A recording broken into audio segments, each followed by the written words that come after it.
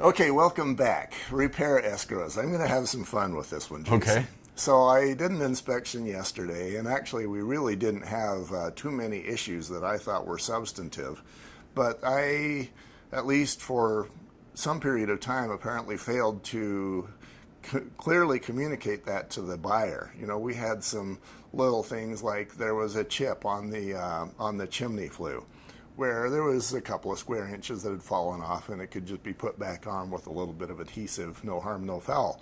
But there was little things like that that he thought, you know, we need to get the sellers to take care of this. And then I told him things like, well, you know, sellers are not going to be motivated, and they're not going to want to do a good job, and so you're better off doing it yourself. But if you do it wrong, then it looks like you're getting a kickback for buying the house.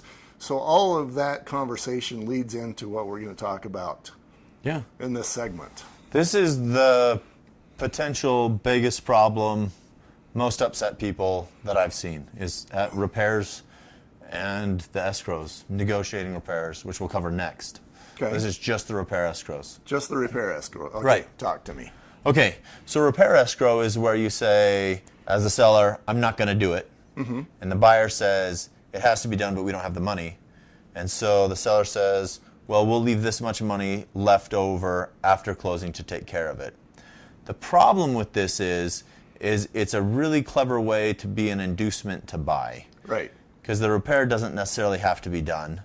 And there's actually a provision in the Rep C that it says if the repairs aren't done in so much time, the money goes to the buyer.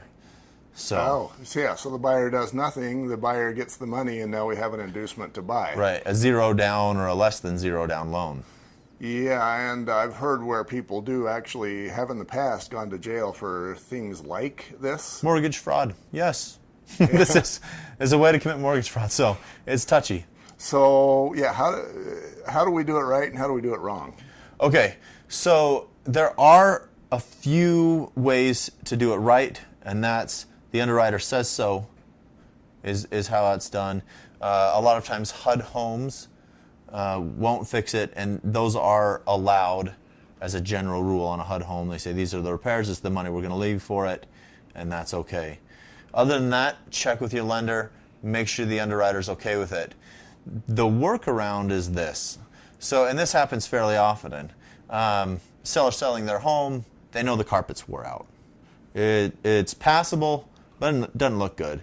But they don't want to go and put their forest green carpet in that their mother loves, because not many other people right now actually like forest green carpet. I'm sorry if you love forest green carpet. Anyway, but like it's an issue. We could do all kinds of things, or paint. You know, paint needs to be done, but it could be all kinds of different colors. Anyway, so the buyer knows what they want, but they don't have the funds to do it. The seller will have the funds when the loan closes, but they don't have it right now. And so the clever thing to do is you have the buyers pick out what they want, let the sellers know what that is. Okay. They'll get a bid, they'll make the purchase on credit, so there's no money down. There's several retailers that work this way. So they'll pick out the sellers will pick out the carpet that the buyer wants. The sellers will do the purchase on credit, or it could be the buyers, either one? Sellers. Has to be the sellers. Sellers have to do it. Okay.